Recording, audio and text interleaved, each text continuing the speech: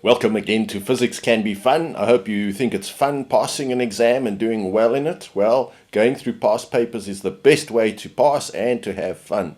So we're going through the question 10 of 2018's November paper. Okay, 10.1. In the simplified AC generator below, the coil is rotated clockwise. So there you see the coil being rotated clockwise. So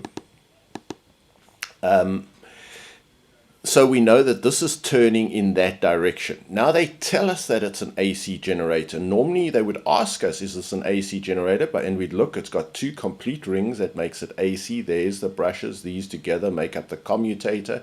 These, being a generator, will take away energy from the brushes. If it was a motor, it would take in energy. And then we have flux lines that go from north to south, these magnetic flux lines. And so they are going to ask us, first question, just for 1 mark, in which direction does the induced current flow in the coil?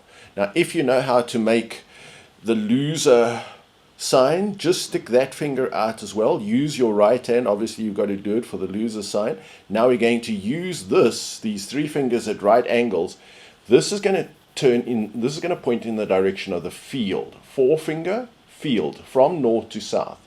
This thumb, we're going to do the direction of the thrust, or that arrow on the diagram, so that's going to be down, and then we see that this is going into the screen or into the paper, so that's the direction of the electric current. So forefinger field, thumb thrust, and second finger the current. Second, they call this the second finger, so the current's going to be into the diagram. So if you did that, you would see that your second finger is pointing in that direction, so the current is going to flow from Y to X.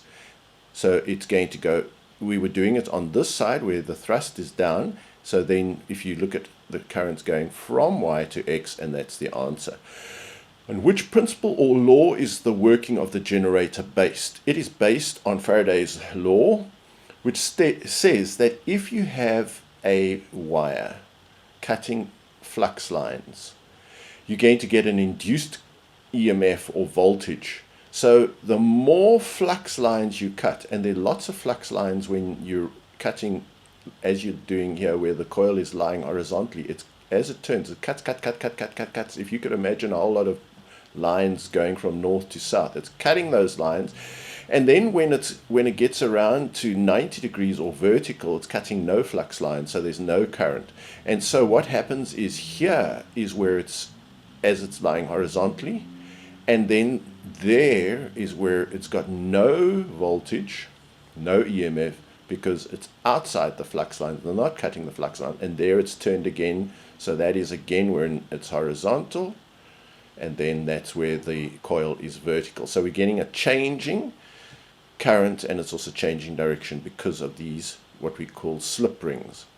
So my slip rings make me behave like a sine wave, like a sine wave.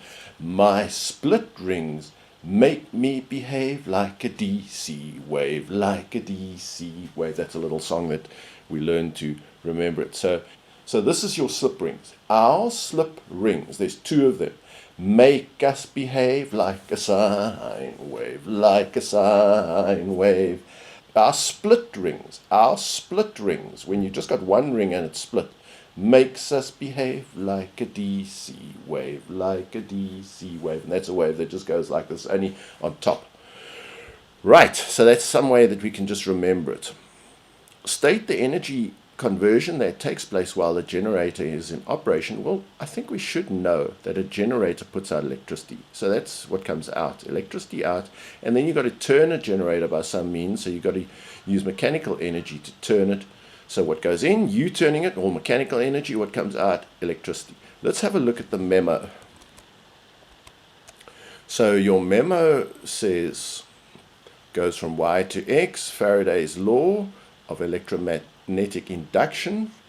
Look it up, memorize it, and then we're using mechanical kinetic energy to electrical energy. Right, so that's all easy enough.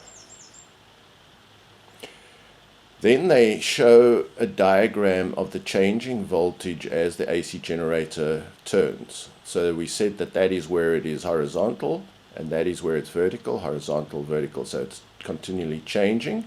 Write down the peak output voltage of the generator. Well, we just read it. It's 340 and minus 340. So the peak voltage is 340 and minus 340. A stove is connected to the generator above and delivers an average power of 1,600 watts. Calculate the root mean square voltage delivered to the stove. Now let's suppose you knew nothing.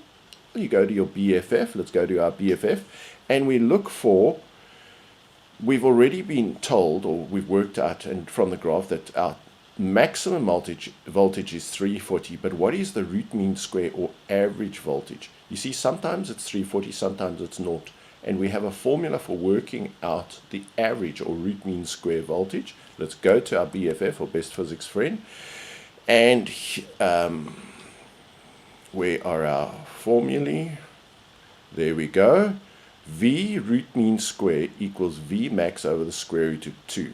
So we asked that, we're given that 340, and we know the square root of 2. So you just plug in your values, you get your V root mean square. Let's go to our memo, easy enough to do.